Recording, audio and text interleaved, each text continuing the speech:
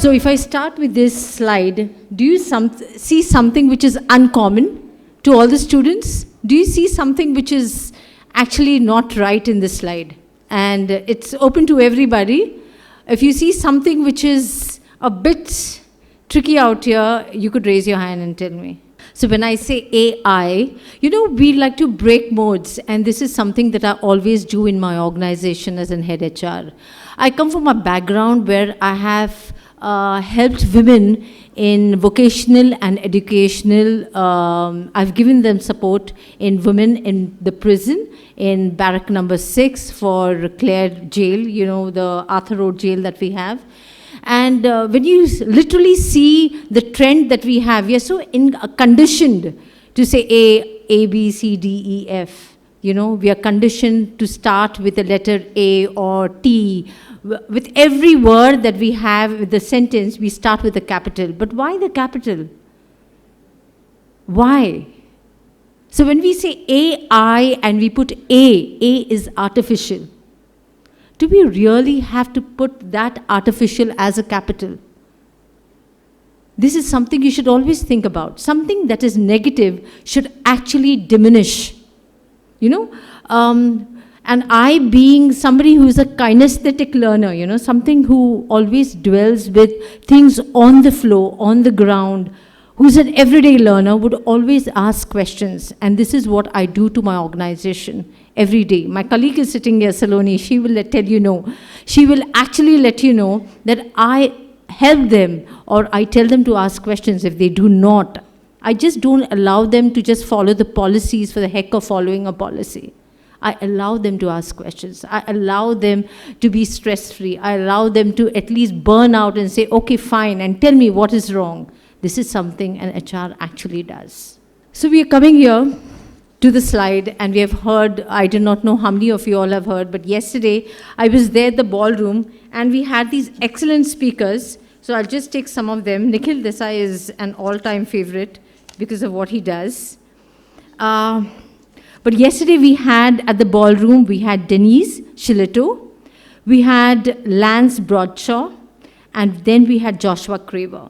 Amazing speakers and amazing topics. If you ever have a chance to meet them and also discuss the topics, please do.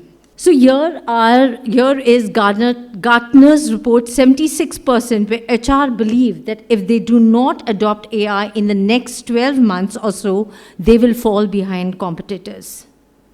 Companies like PwC, Accenture have already sensitized people and HRs about the US uses of AI.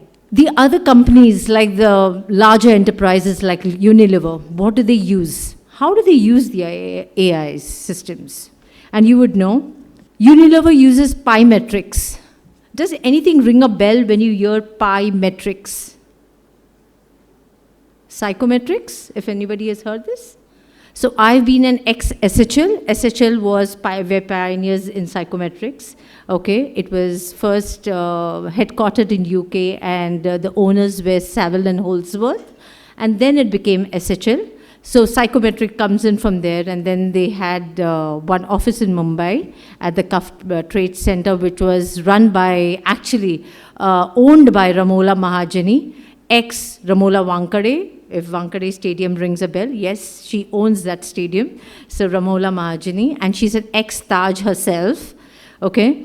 So, and what does Unilever use?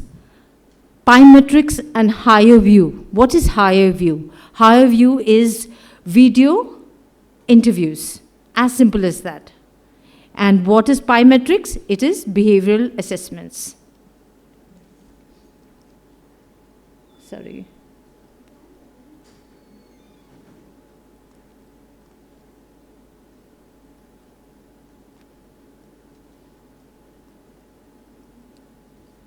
This we all know. This we are very common in HR that, before we coming to HR, I think all of us have done this. 10 years, 8 years, we have sat down, done compliances, we were into labor law, attendance, leave, so, and this is all taken over by HRMS or by some AI platform, so I do not need to. But yes, the students can, if you want to know more about it, you can, just now Google it or get into some HRMS platform and get to know about this. Okay, so if you would see, what is Google? They use these analytics only to understand the behavioral or data analytics from every company which is used for some function or the other.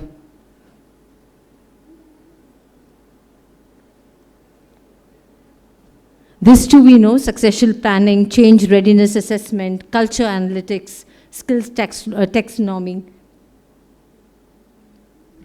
I'll stop over here, okay? Let's also understand one thing. My topic today is for HR ethics. Are we doing that today in our organizations? Or we are just following a management tool that is there? We have been told that, okay, everybody is using AI, so aapko AI to dalna hi padega. Are we doing that? Are we thinking, is it beneficial for the company? How many people would be using it? How many people are going to take advantage of it? Let's not look at the ROI at all. Let's look at something that whether it is going to be beneficial for the company, for my employees, for us. I'll give you a classic example. If somebody has seen death, I've done my forensics, okay, and I was deployed in Africa a few years back. In 2019, when we had the Ethiopian air crash, so there were 3 Indians who flew to Africa, and one of them was me. I've seen people, because it was the Boeing that had crashed, nose down, so we could not get full bodies. We've got somebody's flesh, we've got nails, we've got something or the other. But you know what, guys? If you go to the 9 to 5 routine of your job, you would never be allowed to assess this, to understand what life is all about. My entire humbling experience came from my small stint that I did at Baikla jail, and also the stint which I did at the Ethiopian air crash, where I was at Addis. They called me for 15 days, but they kept me there for 2 months. You have to understand, HR has to go beyond the corporate scene. You have to understand people at that ground level. You have to understand the psychology. It's not about numbers all the time. It's about people. You are HR. So it's about human, and it's about human as a resource. So you're dealing with not only with numbers, you're not dealing with computers, you're not dealing with AI, but you're dealing with people. And people who have mood swings all the time. I think somebody who's been with Tata would understand what I'm talking about. Okay? Because I think that's the only patient company which I've seen all the time, allows all the time, every time that's been there. So I understand people who come from these backgrounds. I understand that patience button, sometimes you have that atom bomb, which is so small and has got such a small fuse. But companies like Tata's or big companies which are going on, their fuse is so big that, by the time it comes, the person has forgotten what the thing is all about, and you're back into action again. I may be wrong, but you can correct me, but I think it is all that way. And here we are standing here, and we are talking about ethics, we are talking about the human mind, we are talking about the human force, and we are trying to understand what HR is all about. And all I want to tell you, as I don't want to stretch this topic more, because I know Ruchi's already waiting and she's smiling out there. I just want to tell you one thing. Whenever you get the chance of doing a community service, please do it. Allow that to happen in your lives. Burst that bubble in your life that, you are all technology driven, it is all about AI, it is all about this, nay. Come down. Put your foot on the ground and stand. You're humans in the end. You will have to understand another human being. It all comes to that. If you cannot understand, you will not be able to interact, you will not be able to solve issues, you will not be a good HR. This is something with all my years of experience I have understood this. This is not human versus AI. AI with our interference, or in fact us humans with AI interference, will make a better place. And maybe tomorrow, after maybe 6 months, 1 year, there could be something else that comes up, and we will have to adapt that.